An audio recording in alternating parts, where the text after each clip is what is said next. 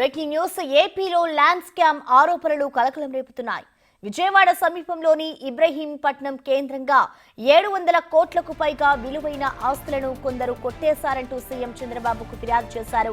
Ibrahimpatnam retired sub register Singh Jaganmohan Reddy, ఆయన భార్య భారతి పరివారం అంటూ కొన్ని పేపర్లతో కూడిన ఫిర్యాదును ముఖ్యమంత్రి చంద్రబాబు నాయుడుకు పంపారు. తన దగ్గర అన్ని ఆధారాలు ఉన్నాయని విచారణ జరిపించండి అంటూ కోరారు. మాజీ సీఎం జగన్ సోదరుడు YS Sunil, Jagan PA KNR, Cheemakurthi Srikanth TV నటి రీతూ చౌదరిపై ఆరోపణలు చేశాడు. విశాఖ, విజయవాడ, రాజమండ్రిలోని 100 కోట్ల ఆస్తులు బలవంతంగా రిజిస్ట్రేషన్ చేయించుకున్నారని సింగ్ ఆరోపించారు.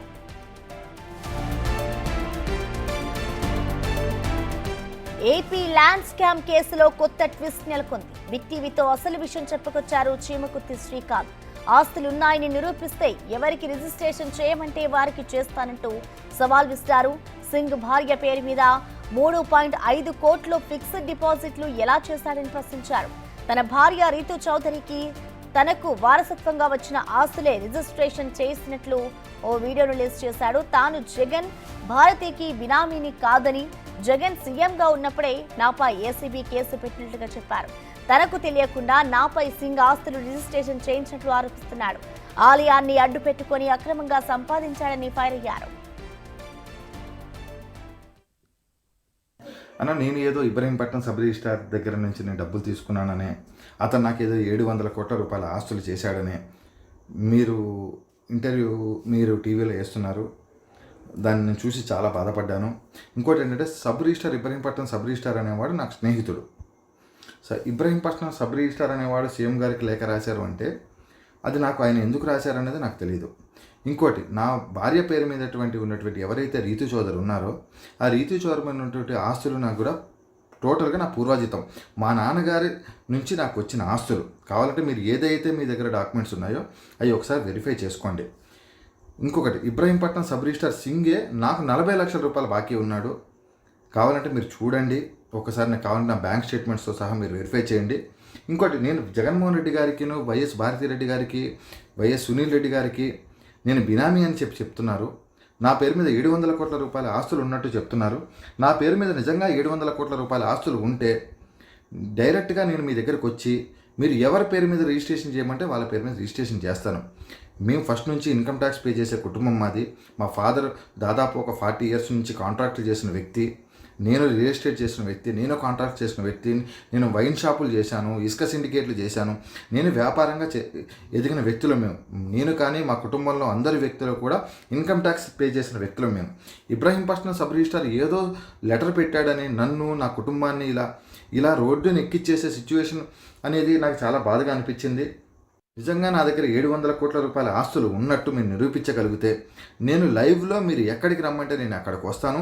ఇబ్రహీంపట్నం సబ్ రిజిస్ట్రార్ అనేవాడు ఒక దొంగ, సింగ్ అనేవాడు ఒక చీటర్. సింగ్ వాళ్ళ భార్య పేరు మీద 3 కోట్ల రూపాయల ఫిక్స్డ్ డిపాజిట్లు ఎలా చేశాడు? సింగ్ నేను బెదిరించి గోవాకి తీసుకెళ్ళానని మీరు చేస్తున్నారు. 1 ఇయర్ బ్యాక్ అన్నారు. 1 ఇయర్ నుంచి సింగ్ అనేవాడు ఎంతమందికి టచ్లో ఉన్నాడో చూడండి. నేను సింగ్ని బెదిరించి బ్లాక్మెయిల్ చేసి తీసుకెళ్లే సిచ్యువేషన్ అనేది నాకెందుకు వస్తుంది? నేను వ్యాపారం చేసుకునే వ్యక్తిని. ఈరోజు నన్ను బదనాం చేసి నేను వైఎస్ భారతిరెడ్డి గారికో లేకపోతే వైఎస్ జగన్మోహన్ రెడ్డి గారికి బినామీ అని చెప్తున్నారు కదా.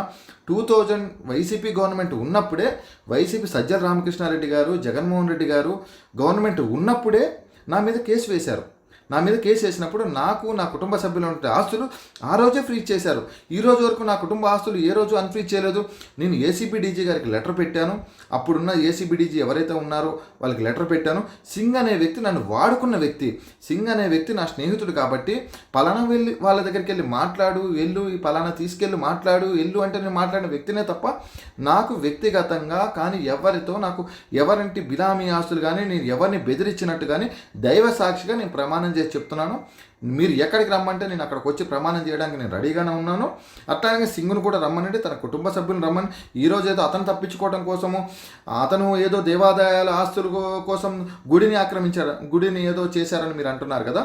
సింగ్ అనేవాడు బేసిక్గా ఆ గుడి అనే దాన్ని పెట్టుకొని అక్రమ సంపాదించిన వ్యక్తి కాబట్టి ఏసీబీ వాళ్ళు ఆ రోజే అతను స్విచ్ చేశారు. మరోవైపు మాజీ ముఖ్యమంత్రి జగన్మోహన్ రెడ్డి ఆయన భార్య భారతిరెడ్డి బలగం తనతో అక్రమ రిజిస్ట్రేషన్లు చేయించుకున్నారు అంటూ ముఖ్యమంత్రికి లేఖ రాసిన Ibrahimpatnam retired sub register Singh ను ఏసీబీ అధికారులు అదుపులోకి తీసుకున్నారు.